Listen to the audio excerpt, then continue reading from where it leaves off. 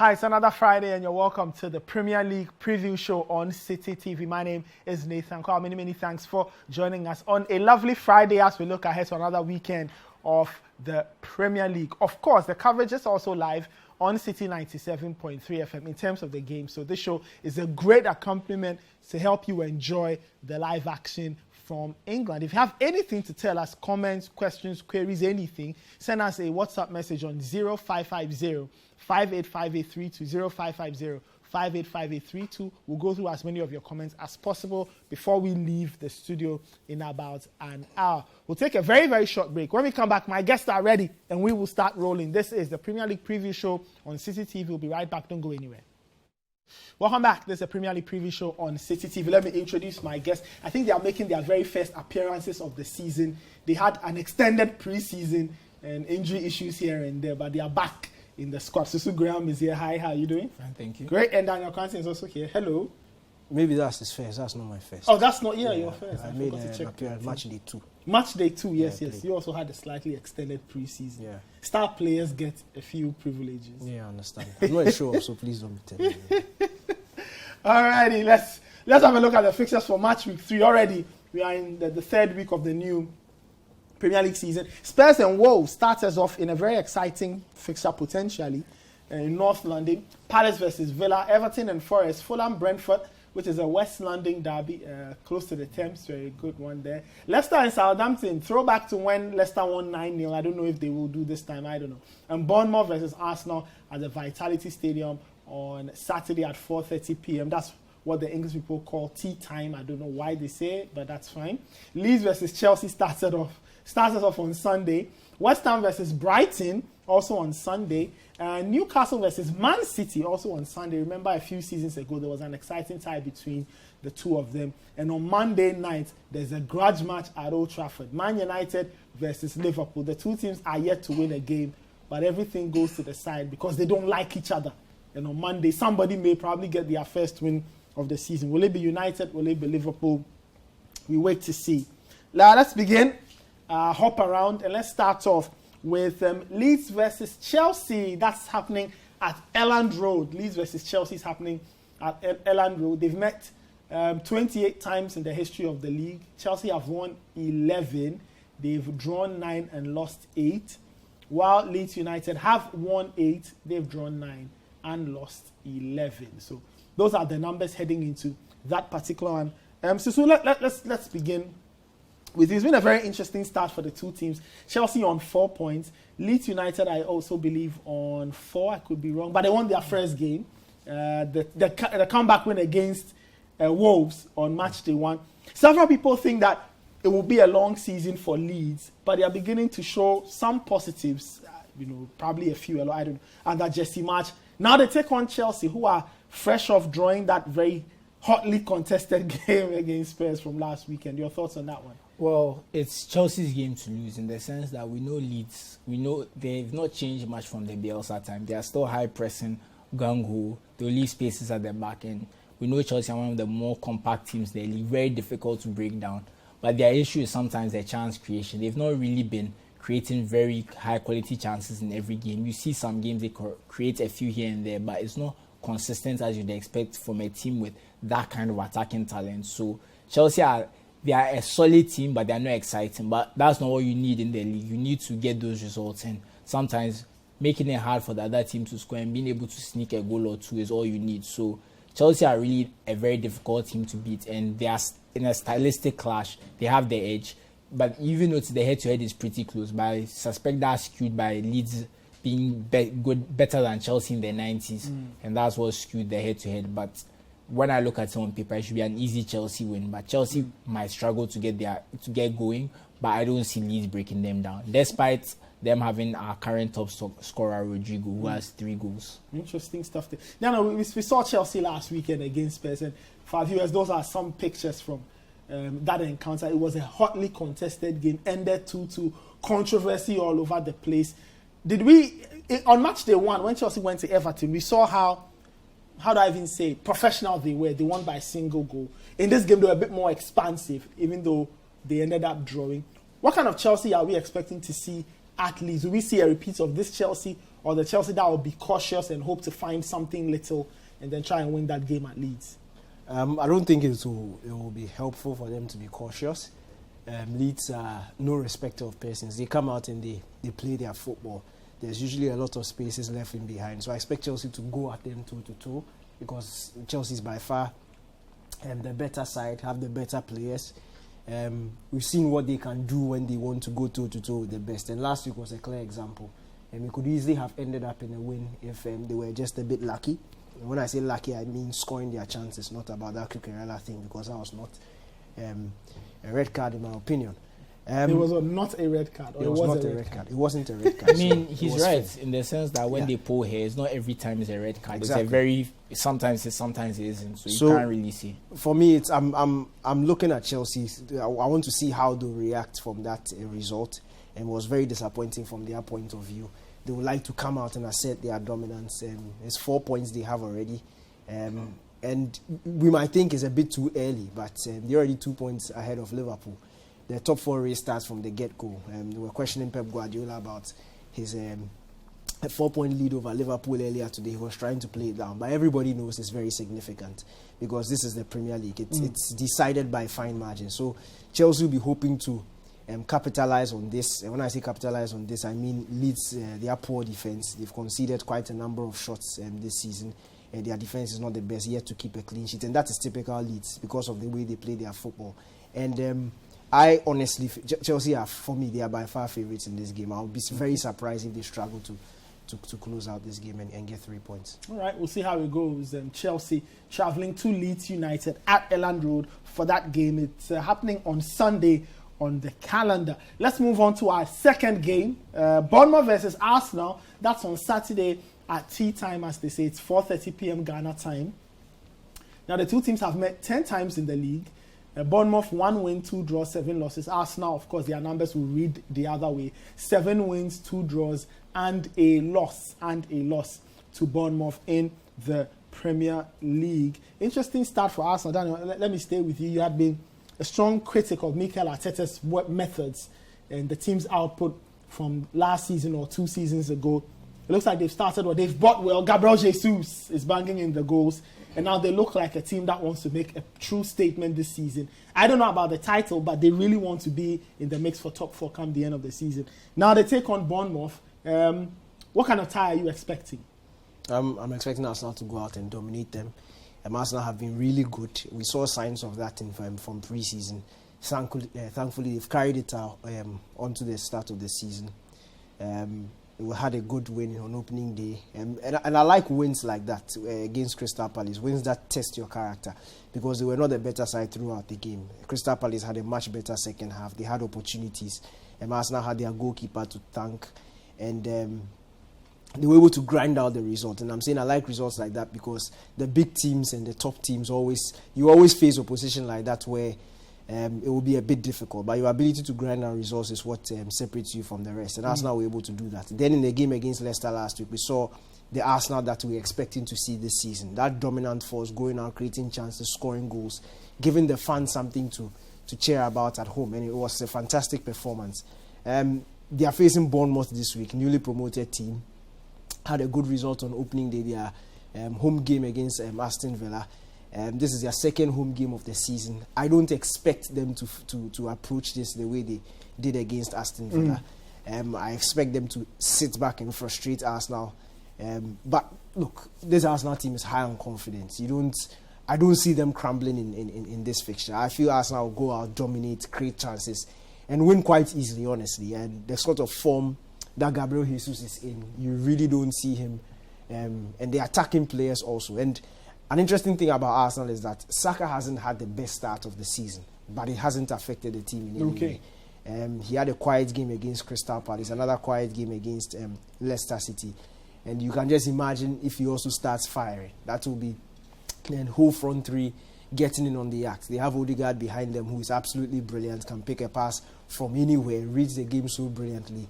He's such a joy to watch, honestly, in Martin Odegaard. And this Arsenal unit, it looks like it has come together and is beginning to tick. And for me, I expect them to continue with this run of form. I honestly don't see them stumbling anytime soon. And that also depends on the focus. They need to keep that focus and continue, because yes, we might think that the title is a stretch at the start of the season, but if you keep on getting your results and you keep on piling pressure on the teams at the top, you never know what can happen. What they need to do is to keep on winning.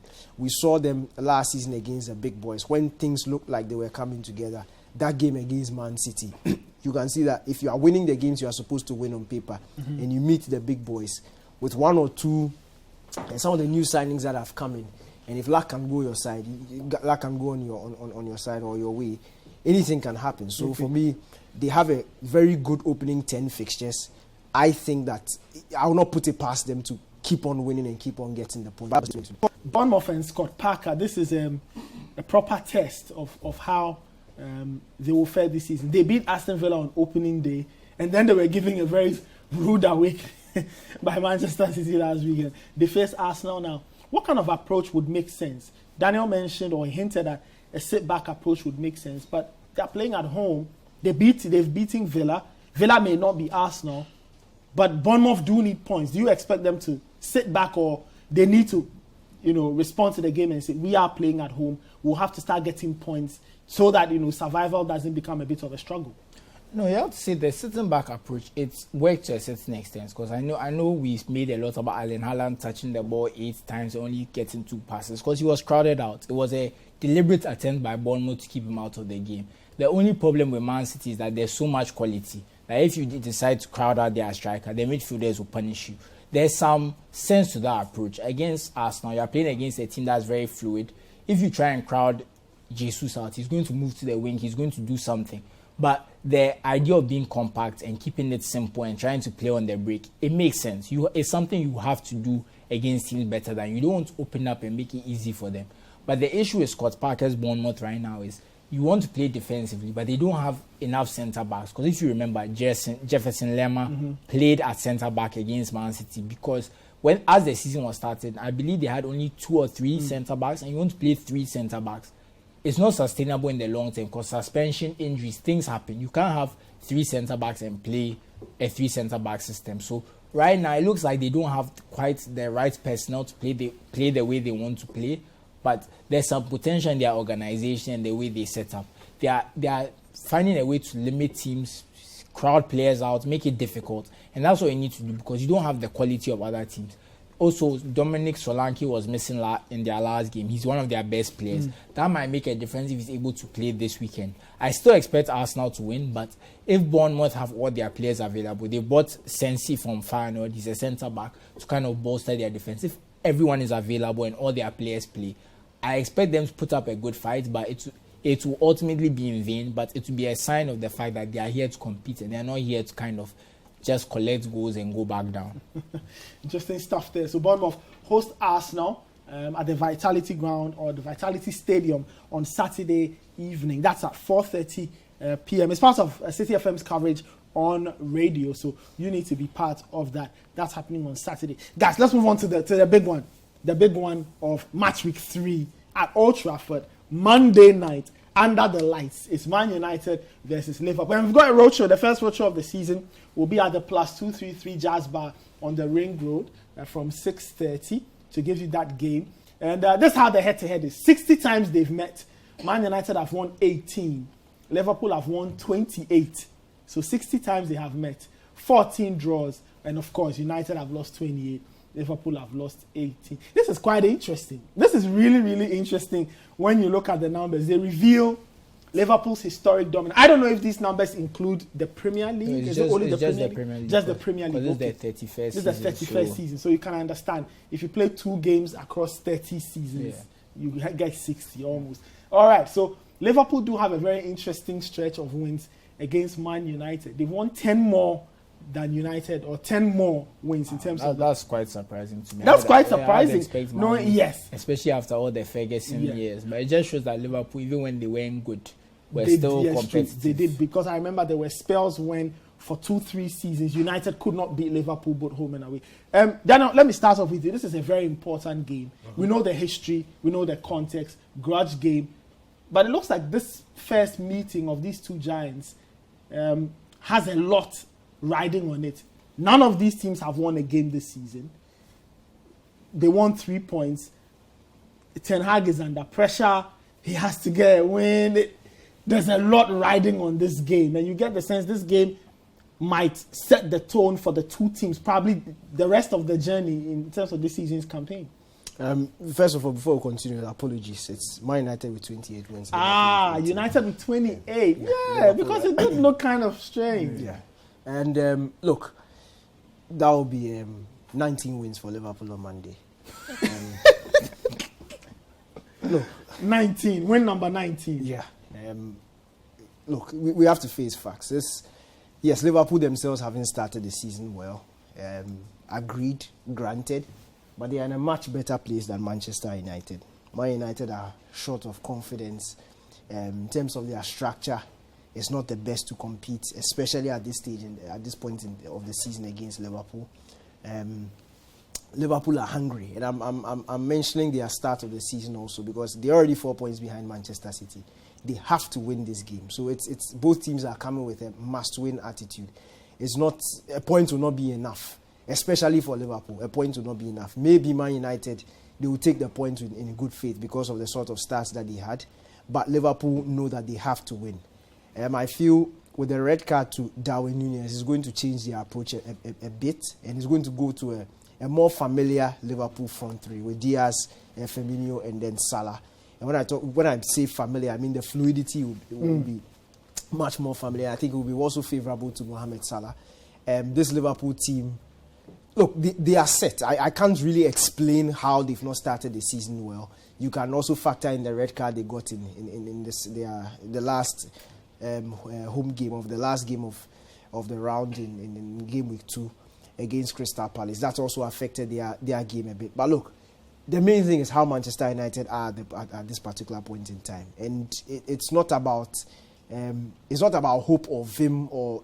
Look, some might say this game doesn't follow form. But look, we saw it last season, and it's about structure. If you don't have the right structures, you really cannot compete. You may make noise in the early part of the game, try and match them 2-2. But once that first goal goes in, that is it for Man United. It happened at Anfield last season. It happened at Old Trafford last season. It was 9 goals over 2. 9-0. Yeah, 9-0 over 2 legs, and that is bad. That is bad. If you go back the previous season also, I think Liverpool also had some good results against Man United, and I'll not be surprised if we see a similar result to what we saw last season, especially because of how Liverpool or the sort of mentality Liverpool are approaching this game. If Liverpool had won their opening 2 games and they were coming in, yes, it will still be a must-win because of what is happening at City. But this is a different Liverpool animal. If you listen to Klopp in the post-match of the Crystal Palace game, you listen to him pre-match this Man United game, the sort of mind games he's doing by saying anybody can concede 4, and people are underestimating how good Brentford was. It's all mind games. He knows exactly what his guys are coming to do. They are coming with that ruthless mentality. They are coming to kill. And they are not just behind in terms of points, they're also behind in terms of goal difference. Okay. So it might look like I'm making a one-sided analysis, but seriously, what is there United to analyze don't have about anything. this? Look, United really doesn't have anything at this point in time. And it all goes down to that lack of protection in the midfield. If they don't have it, which they don't, it's going to be extremely difficult to keep Liverpool at bay. I honestly don't see Man United if I'm getting even a point from this game. So do tell me that Man United do have a bit of a chance, because Daniel says it will be 90 minutes of pure pain and torture. Maybe because Firmino might not play, so they might have some issues at the front because only Salah and Diaz seem to be fit. So who's going to be the last member? I think I read somewhere that Firmino had returned to training. As to whether he'll be ready for Monday night, nobody knows. That might be the only saving grace at this point. But I understand what Daniel is saying completely. That structurally, you look at Liverpool, it doesn't seem like there's too many problems. They just met a Crystal Palace team that had a great game plan, sat back, played on the break, decided to use Wilfred Zaha's pace very well, got behind Nat Phillips, got an early goal. Then Darwin Núñez gets sent off, so your chances to come back are reduced. And even then, Luis Diaz saved them because they have that quality up front. You look at the Man U team, you can see someone like Cristiano Ronaldo. He's a great finisher, but he's not the Ronaldo of old that he can pick up the ball from 40 yards and just go and just run at the defense. You need to put the ball in a place for him. You need to give him the ball in good situations. Who's going to put the ball there for him? We've seen Jadon Sancho poor.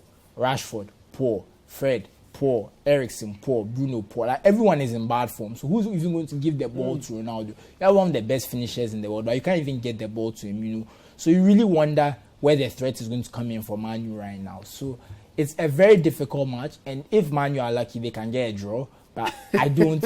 That's the bet. Winning the match will be very, very difficult. I don't see how. Maybe a set piece or something, but to see how they'll create a goal based on what we've seen, I don't know. Because they can't. Moving the ball from the back to the front is so difficult for them, and this is a fundamental thing for any team. But it's almost impossible for Man U. So, let me come back to you. This week I read all kinds of stories where, according to inside sources, Man United players are telling Erik ten Hag that, look, this style of football you want us to play, nice, progressive, we can't do it. Let's do something different, something that suits us, so we can turn the season around. Do you think, if it is true, do you think Ten Hag should bend to the players' will, or he should tell them that you either do it my way and I'll force my way down your throat until everybody starts to accept that this is the way to go? He should sack them. That's what he should do. He should just get rid of them. No, it's true, because then what is the essence of a coach? If a coach is going to come and walk into a team and do what the players want, then they should just leave the players to do what they want and they don't need their coach. What if it's just for just this game, so the players can do what's comfortable, survive this game, and then... If you are talking about it in context of this game, I'm sure he would... Look, he knows the state of this team, and he knows this team can't go toe-to-toe with Liverpool playing that nice, expansive football. So I'm sure he will be more pragmatic. Make a few changes. Yeah, make a few changes. But if you are talking about in general terms and they can't play, then what is their business doing at Man United? Look, just to put things into context, the last 3 games these teams have played, Liverpool have scored 13 goals. United have scored 2. Yeah. Liverpool have won all those games. The last 2 times they've played at Old Trafford, Liverpool have scored 9 times. 4-2, 5-0. It just shows you the dominance that Liverpool has had. And in all those games, I don't think Man United has been in a worse state than this. This is probably the worst state we've seen Man United going into a game against Liverpool. Last season, going into that 5-0 defeat against Liverpool, they had won 3-2 against Atalanta, a comeback win where everybody was happy and everybody in the Champions League. This time it's a 4-0 defeat at Brentford, and in the manner in which Brentford took them apart. What is funny for me is that it should have happened against Brighton.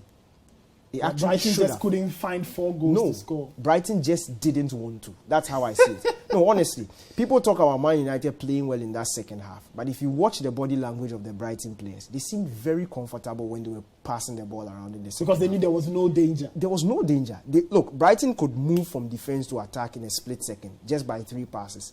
Then it's Welbeck who is turning around and making a back pass. It's just like they decided not to continue attacking, and they were comfortable with keeping the ball.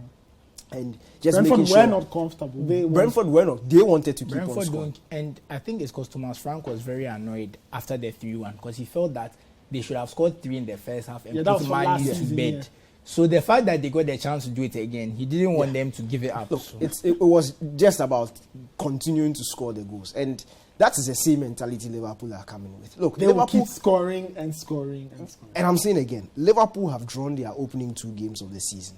They're a team that is targeting the title. They can't let this one slip. And if of the 2 teams, if anyone is going to have to get a reaction and get the 3 points, Liverpool are the ones who are more than capable of doing it. Okay. So look, they are by far favourites, and I'm saying it again. It's not going to be close. It's not. Honestly, it's not going to be close. 5-0. At least a 2-goal margin. At least a 2-goal margin. At least a 2-goal margin. All right, interesting stuff there. Liverpool tipped to win heavily at Old Trafford. Like I said, we've got a roadshow. That game is on our menu, and on Monday night we'll be at the +233 Jazz Bar, the first roadshow of the season. So join the Citi Sports Desk as they serve you that particular game. It should be fun. It should be exciting. Probably there will be a bloodbath. That's what a lot of people think will happen at Old Trafford on Monday. We'll take a very quick break. When we come back, we've got more. We'll go through some comments and then we head into the debate. We are at Old Trafford today to talk some more Manchester United news in the debate. We'll be right back. Don't go anywhere. This is the Premier League preview show on Citi TV. Welcome back. This is the Premier League preview show on Citi TV. Suso Graham and Daniel Cranting are my wingmen for today. Before we move on, let's have another look at the fixtures for those who may be just tuning in and are wondering what exactly we are doing here. Let's have a look at the fixtures. There you have them. We've got very, very interesting games. Spurs, Wolves, Palace, Villa, Everton, Forest, Fulham, Brentford, Leicester, Southampton, Bournemouth, Arsenal, Leeds, Chelsea, West Ham, Brighton, Newcastle, Man City, and Man United, Liverpool. Talking about Leeds, Chelsea, many years ago, this was probably 2002, 2003, the reverse game at Stamford Bridge was the game that had Ida Gudjonsson score a lovely bicycle kick for those who remember their Premier League from back in the day. So that's why I remember Leeds and Chelsea. But it should be fun. At Elland Road, Jesse Marsh getting his players to do well in their opening games of the season. Alrighty, let's get into another serving of the debate on another episode of the Premier League Preview Show.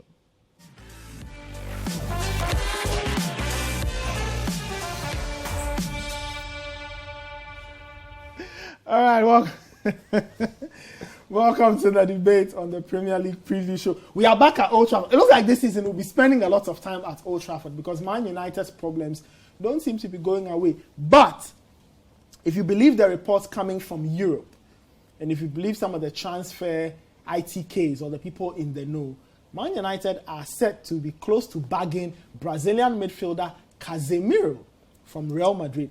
I don't know whether it is true or not. Maybe Daniel knows, maybe Susu knows. But we are asking, should that deal happen? Is Casemiro the right man for Manchester United? Is Casemiro the right man for Manchester United? There you have him scoring goals and goals and goals for Real Madrid. And Susu, according to the stories, he's on his way to... First of all, are there any truths to the rumor? It looks like it's about to happen, but I wish they had brought some videos of him, breaking up the play, doing some slide tackles. So this is not what he's coming to do. He's coming to control the midfield, Look, the truth is we've been complaining for years that Man United have not replaced Michael Carrick. Matic came in and did it for a bit of time. But here's Casemiro at the top of his game, one of the best number 6s in the world, and he's coming to Old Trafford. I can understand people's issue with the fee and the reported wages of close to 400,000 for a player who's 30. I understand. But that aside, it's a glaring need in the squad. They need someone to come and do what Casemiro does. And the truth is, even though Casemiro has this reputation as a hatchet man, someone who just breaks up the play, he's a fairly good passer. I think it's a very underrated part of his game. You see him left foot, right foot, switching the play, long balls, breaking the lines. He can do it all. He's not Frankie de Jong when it comes to progressing the ball because he doesn't run with the ball. But when it comes to moving the ball with his feet, passing the ball, he's very good at it. He's very underrated. Look, you don't play number 6 for Real Madrid for as long as he has if you can't move the ball. You don't go there and just do the basics. You have to have a bit of guile to your game. And I think he's a very underrated player. It's a problematic transfer because if you're in a rebuild, a 30-year-old taking that much money is a problem. But you have to look at it in the sense that in the short term, you are unlikely to get a better number 6 than that, if we are being frank. Because outside maybe Rodri, Fabinho, and a few other DMs in world football, you won't get better than this. He's definitely top 5 in his position. And it's very rare that a team not playing the Champions League can attract a top 5 player in his position. So if you can't do that and you are going to pay a fee and you are thinking just always 70 million, look, you've not had a proper number 6 since Matic. And when Matic came, he was on his last legs. At least at 30, you can guarantee 2 or 3 years and maybe of high performance and maybe another 4 or 5 where the performance goes down a bit. Because even Fernandinho was at Man City until he was 37. So it's not like you don't see DMs playing for long years. Okay. So I think this is a great transfer for Man U. And this is the first transfer I've seen in a long time where I can be like, yes, they've seen a problem in the squad and they've addressed it. And it's crazy to me that this was not, if they knew they could get Casemiro, they didn't do this in July or June, to be honest, because the transfer makes so much sense. You're wondering to yourself, why is it almost seeming like a panic buy? But better late than never. So I think this is a wonderful transfer. Daniel, do you share the same sentiment? Is he the right man for Man United? Casemiro is world class. Yes. My concerns is the timing. The timing? Yeah, and the team he's going to. Okay. And the state of the team he's going to. If Casemiro was signing for Chelsea, I'll understand. If he was going to Arsenal, to Liverpool, to Tottenham Hotspur, I'll understand. But You can't tell me you are in a team in rebuild and go and pay 60, 70 million for a 30-year-old. Okay. Why am I saying that? We've seen this thing before. We've seen it. I'm tired of seeing it. We saw it with Matic. In fact, most recently, was at the start of last season, Varane came to United. Yes. We've seen it with Varane. In fact, it's still happening. And you've brought Casemiro. Let's ask a question. Why is Casemiro coming to Manchester United? Okay. It's money. Money. He's won the La Liga 3 times. He's won 5 Champions Leagues.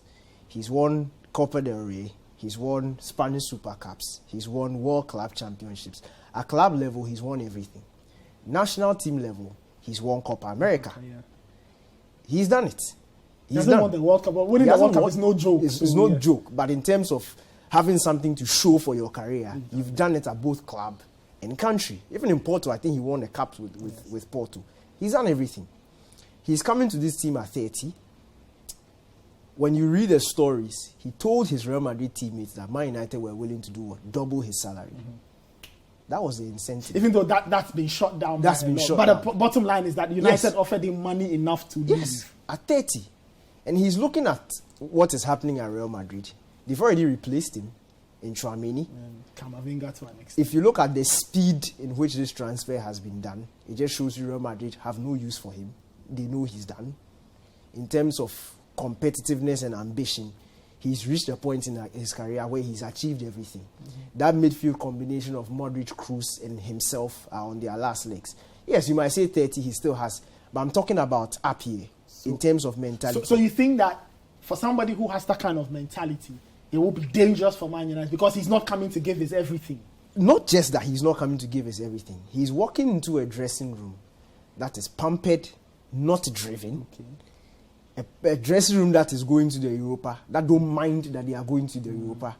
Okay, so your point is he'll pick up some of the bad habits and he my point is, you see, that's why I say if he was going to Chelsea, if he was going to a team that are going to compete, a team that week in, week out will expect him to give a certain level of performance, he will suit right into that environment. But this Manchester United environment is different.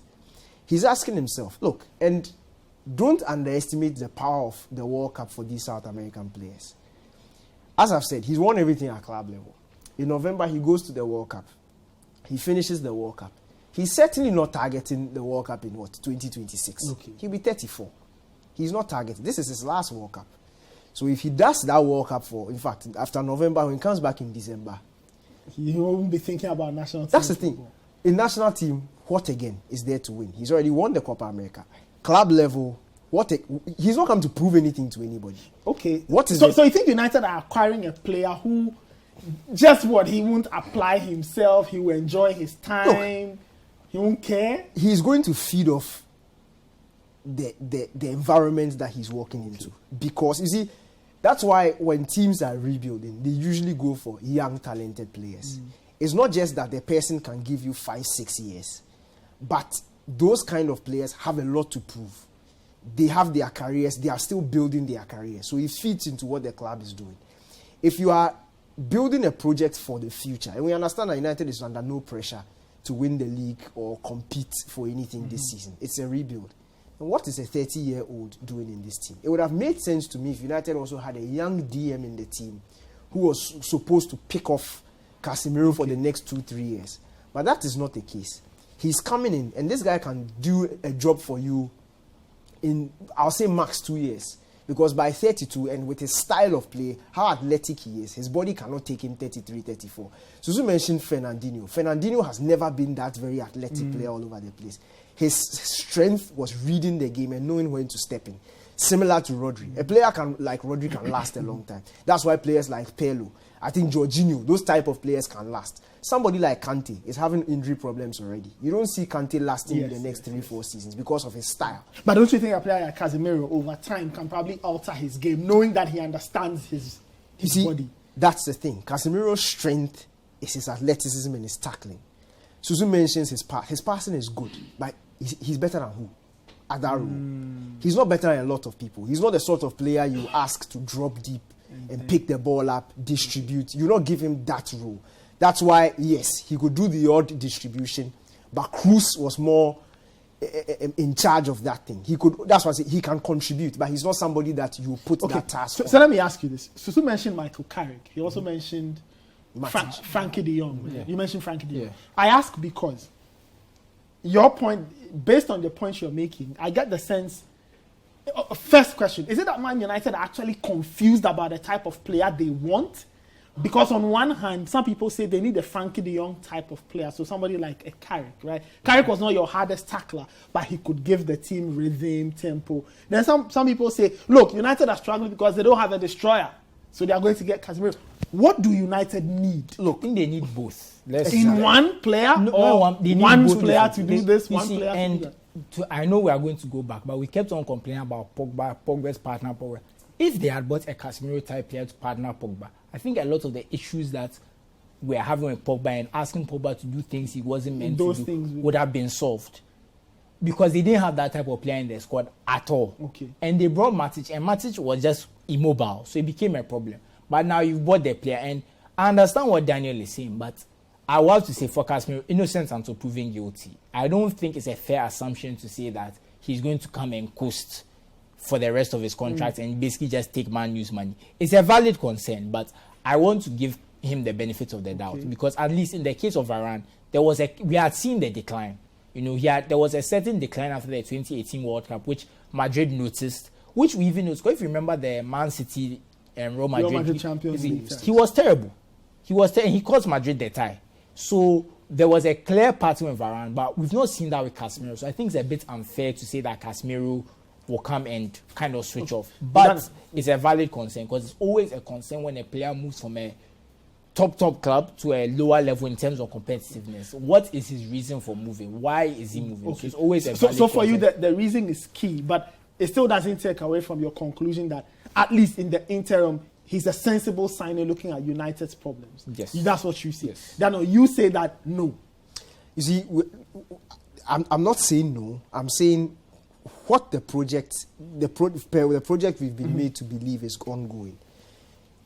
Who buys an interim player for a rebuild? You don't do that. But can't it be that Ten Hag and his coaching staff look at the situation and say, listen, we are in a very bad place. There are glaring problems we may not be able to solve quickly and correctly. So let's buy this guy. This guy comes in, he can protect the back four to a large extent. That reduces the concession. And then the confidence starts to come back. In 2 years, they'll probably have figured out their perfect solution. Maybe next year, Frankie de Jong will be more amenable. I don't know. You see, that's what goes back to the panic situation. Because let's not act like, and I'll be very, at this point in time, I'm giving Man United, the board, the technical everybody, team, the benefit of the doubt. I don't want to believe they didn't know they needed to sign a 6. Because when you are reading the inside story, and I'm mentioning it again, another reason they are going for Casemiro is because of what they've seen him do at Brazil and his partnership with Fred. So they knew that Fred wasn't a 6. And they kept playing him. At the 6. And they entered another season with Fred. With 2 matches, Fred playing as a 6. What I'm believing is if Man U hadn't lost as poorly as they did against Brentford, they probably wouldn't have been going for Casemiro. And another reason why I'm afraid of this transfer is how easily Man United have got the player. The transfer is Real too Madrid, easy, you don't who like are it. close to the player, assess this player, and they feel he can take them another 2-3 seasons, I don't think Madrid would have let him go that easily. But I feel, look, see, and I'm saying this because could I respond to we that know. one? Let me finish. I'm saying this because we've seen this with Real Madrid. They bought Camavinga last season. We thought Cruz and Modric were on their last legs, but they still kept Cruz. In fact, they gave him a contract extension. They kept him. But with Casemiro, it's like, okay, fine, you want to go, bring 60 million, take him. And they are fine. It's been like what? Let's say like a week. It's a bit too easy. And for you, those are red flags. You see, those are red flags because with Real Madrid, this was the first time we've seen them let a player go this easy and the player as well. Sergio Ramos left. He's not doing anything at PSG. They let Varane go. And Varane, if you look at Varane's style, was at a good age. But they let him go. They didn't care. Okay. They're letting this guy also go. Okay. They don't Okay. care. So anyway, so there's that. But the primary question, is he the right man? Yes or no? Is he the right man for this season? Yes. But I'm saying it again. Let's not analyze Man United like the normal team. And let's not analyze Man United per what common sense will do. Let's analyze Man United per what they have done. They have done. And If Man United is paying 60 million for Casemiro, let's not lie to ourselves. They are not going to buy a DM next season. They are not going to buy a DM next 2 seasons. They are going to milk as much as they can from him before they let him go. Before they start to act sensibly again. Thank you. Okay. No, I have to say, I would say the reason why is the Tchouaméni transfer. You've paid 80 million for a player who's going to come and compete. There must have been some assurances they gave Tchouaméni about game time, which would have made him and Casemiro exist in the lineup very uncomfortable, because Tchouaméni was not going to come and play 8 ahead of... Yeah, but Susu, what about somebody who argues that Casemiro has more experience? Tchouaméni is just coming up. So we still keep Casemiro. Tchouaméni understudies. When Casemiro is 34... But how often do you see teams pay 80 million for someone to come and play backup? Real Madrid. It's Real Madrid we are talking about. But how often have they done it? Real You Madrid can say it's paid Real Madrid. Look, you see, How often have they been- Tchouaméni walking into this Real Madrid team himself. And you see, if you follow the Tchouaméni transfer, you know it was Real Madrid or nothing. So Real Madrid didn't have to do much convincing. He wanted to come. They wanted So you him. think he would have Paid been a fee. fine with just No, understudying? are you trying to... Tchouaméni thinks he's better than Casemiro. He knows he's not. And he knows if they're playing the same team, Casemiro is obviously going to get the board games ahead looking of him. at the finance. They look, we paid 80 million for this guy. We have Casemiro and we can get 70 million for him. We can get our money back and know that because we have a talented player, we also have Camavinga. We can get away with not having Casemiro for the next year. I don't think it's the case that they feel like Casemiro is not good enough. So There's a let's reason they sell bad demanded. goods to Man United. Is the reason they demanded 70 million, because if we look at Varane was also in his prime, but they didn't ask for that much money for Varane. He went for like 40. He went for like 40. Harry Maguire, who everyone is insulting, went for 80. You think that if Madrid knew they could get 80 million for Varane, they wouldn't have asked for it. They knew they couldn't get it. Okay. There's a reason they asked for 70 million for Casemiro. I think the reason why Casemiro was easier to let go is it's easier to find someone who can do what Casemiro does than to find someone who can do what Modric and Kroos do. I think Modric and Kroos are specialists in a harder role, and it's more difficult to find people who can do that. I think Casemiro breaking up the play, doing the simple things, and keeping it ticking on the basic level is not that hard to find. I think that's the difference between Casemiro. The reason it's a big deal for Man U is Man U have not bought that player for donkey years. But So other teams are finding players like that all the time. All right. Anyway, thank you. Let the debate continue. Like I always say, wherever you are, is Casemiro the right man for Man United? Yes, no, maybe so. I don't know. You can find out amongst yourself and all of that. You can also send us a WhatsApp message on 0550-585832. We'll take a snappy break. When we come back, we'll get into the FPL zone very quickly. The weekend tips are hot. Pull out your pens and papers and learn. You need to save your FPL. We'll be right back after this break. All right, another week is here, and the Oracle is here to help you save. Already, it's beginning to look like an uphill task for some people in their in-house leagues and whatever. The Oracle, hi, how are you doing? Hi, Nathan. People need help quickly. Yeah, and help is here. First player for the week, Kai Havertz. Oh, okay. Chelsea go to Leeds United. Leeds have conceded 29 shots already this season. That is the bottom 6 in the league in terms of shots conceded. Chelsea and Kai Havertz. In fact, Kai Havertz has the most shots inside the box, joined with Sterling for Chelsea. It means he's getting the chances. He's just not putting the back of the net. And if you look at the amount of chances Chelsea are creating, and you put that or compare that to the amount of shots that Leeds are conceding, you expect Chelsea to have quite a number of good opportunities against Leeds United. And with Havertz leading the line, I really feel that this is the game where he'll get his season up and running. His price has already dropped in 7.9, so it makes sense to capitalize on him now, considering the fixture that is on hand. Second player for this season is Zinchenko. I would have gone Alexander Zinchenko. I would have gone with any Arsenal defender, but I take him because of his ability to provide attacking numbers. He's already showed that in the opening game week against Crystal Palace, where he clocked an assist and a clean sheet. Bournemouth have made only 10 shots this season. That is the lowest in the league so far. So they are not taking shots. The lowest in the league? Yeah, so far. I thought Man United had the exactly, lowest. that's the interesting thing. So Man United have actually had more shots on goal than Bournemouth. Hey. And that is very surprising. And basically, this Bournemouth team going forward are not the best. They struggle to open up teams. And if you look at how solid Arsenal have been, not just in terms of their defense. I'm talking about possession-wise. You expect them to dominate this game, and with the potential of that Zinchenko has in going forward and adding to those numbers. He can also not just a clean sheet, but also an assist or a goal is not unlikely. My captain choice for the week, no surprises there, Mohamed Salah. He clocked... Because there will be goals. Look, if I tell you this, you will not believe me. Last season, Salah clocked 43 fantasy points against Man United alone. 43 over 2 games. Over 2 games. Divided by 2 is what? That's about 21 and a half. 21 and a half. That is madness. Just against Man United alone. And if you look at the state Man United is in, and we've already discussed it earlier in the show, this is ripe for Salah. Old Trafford he loves dancing at Old Trafford. He has one of the best goal scoring records at Old Trafford in the last since he came to the Premier League. And since Project Restart, he has scored. He's the 4th highest scorer at Old Trafford, and he doesn't play for Man United. That is crazy. So it just shows you how well he does when he comes to Old Trafford. So for me, captain choice for this week. All right, thank you, the Oracle, and that was it for the FPL zone. Zinchenko, Mo Salah, and Kai Havertz, the 3 players you should have if you want to succeed this season. And that's our show for today. Many thanks for watching. We are back next Friday with a lot more for you in terms of the Premier League. Remember, Monday night is Roadshow night. We are the +233 Jazz Bar on the Ring Road for Man United v Liverpool. There will be a bloodbath. As to who makes that bloodbath happen, we'll find out on Monday. Do have a fantastic weekend. The games are live on radio on Citi FM. Follow the games and enjoy yourself. We are back next Friday with more.